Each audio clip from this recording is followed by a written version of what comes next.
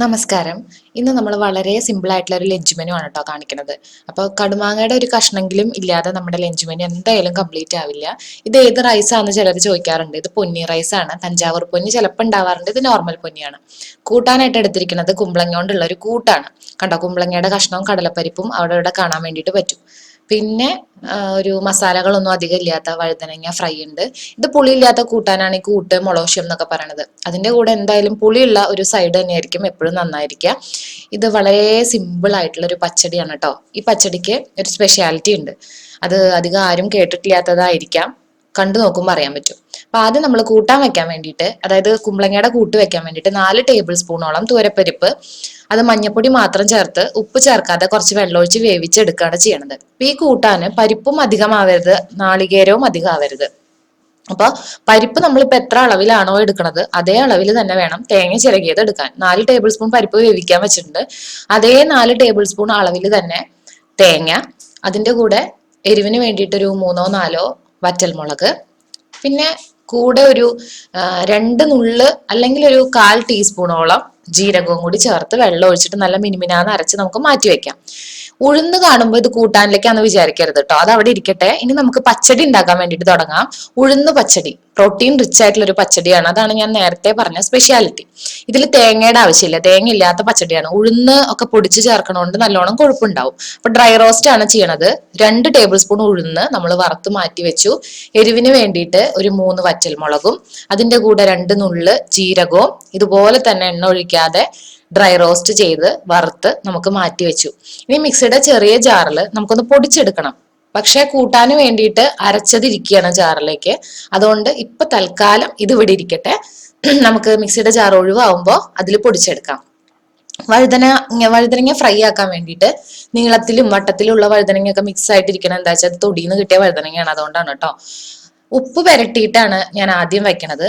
വേറെ മസാലകളൊന്നും ഇതിലില്ല, മുളക് പൊടി മാത്രമേ ഉള്ളൂ. ഇനി മസാലകൾ ചേർക്കണവരാണെങ്കിലും ആദ്യമേ തന്നെ ഈ മസാല പുരട്ടിയിട്ട് എണ്ണ വറുത്ത് കഴിഞ്ഞാൽ ആ എണ്ണയ്ക്ക് നിറവും മാറും, അതിന്റെ സ്വാദും മാറും, പിന്നെ ആ എണ്ണ ഉപയോഗം ഇല്ലാതായിട്ട് പോകും. അപ്പൊ അതുകൊണ്ട് ഉപ്പ് മാത്രം പുരട്ടിയിട്ട് ഒരു 5 മിനിറ്റ് ഇരിക്കട്ടെ. പിന്നെ എണ്ണ എടുക്കുമ്പോൾ ഞാൻ വളരെ കുറച്ച് വെളിച്ചെണ്ണ മാത്രമേ എടുക്കണുള്ളൂ. അപ്പോ അങ്ങനെ കുറച്ച് വെളിച്ചെണ്ണ എടുക്കുമ്പോൾ എന്താ വെച്ചാൽ ഇത് വറുത്ത് കഴിഞ്ഞാൽ ഒരു പപ്പടവും കൂടി കാച്ചി കഴിഞ്ഞാൽ എണ്ണ ഒട്ടും തന്നെ വേസ്റ്റ് ആവില്ല. ഒരു 5 മിനിറ്റ് ഉപ്പ് പുരട്ടി ഇരുന്നതിന് ശേഷം ഈ വഴുതനങ്ങ ഇതുപോലെ മീഡിയം ഫ്ലെയിമിൽ ഇട്ടിട്ട് പതുക്കെ ഒന്ന് വറുത്തെടുക്കുകയാണ്.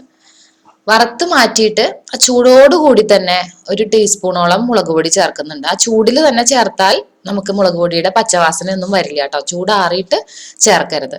അപ്പോൾ നല്ല അടിപൊളി വഴുതനങ്ങ ഫ്രൈ റെഡി ആയിട്ടുണ്ട്. ഇനി നേരത്തെ വെന്ത പരിപ്പിലേക്ക് 1 കപ്പോളം കുമ്പളങ്ങയുടെ കഷ്ണവും അതിന്റെ കൂടെ തന്നെ കുതിർത്തി വെച്ചിട്ടുള്ള കടലപ്പരിപ്പ്, നമ്മൾ വേവിച്ച് വെച്ച പരിപ്പ് തൂരപ്പരിപ്പായിരുന്നു, ഇത് കുതിർത്തി വെച്ചിട്ടുള്ള 1 കൈപ്പിടി കടലപ്പരിപ്പും ചേർത്ത് മഞ്ഞൾപ്പൊടിയും ആവശ്യത്തിന് ഉപ്പും ചേർത്തിട്ട് വേവിച്ചെടുക്കുകയാണ് ചെയ്യണേ കേട്ടോ. കുമ്പളങ്ങയൊക്കെ ആവുമ്പോൾ അധികം വെന്തോടേണ്ട, ഒറ്റ വിസിലടിച്ചാൽ മതി.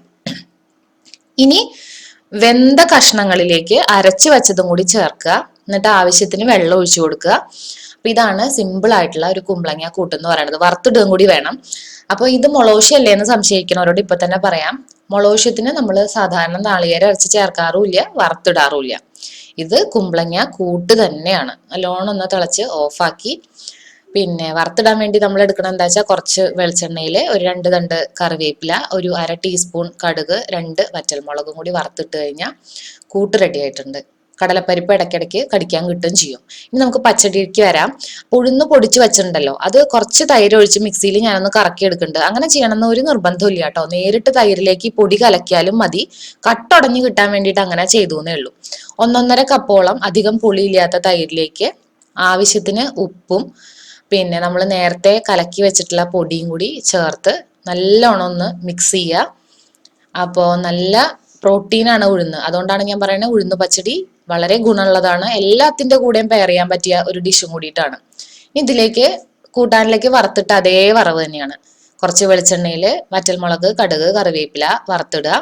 ഒപ്പം മറക്കാണ്ട് ചെയ്യേണ്ട ഒരു കാര്യം കായപ്പൊടി ചേർക്കുക എന്നുള്ളതാണ്. 1/2 ടീസ്പൂണോളം കായപ്പൊടി ചേർക്കണം കേട്ടോ, എന്നാലാണ് നല്ലൊരു വാസന ഉണ്ടാവുള്ളൂ.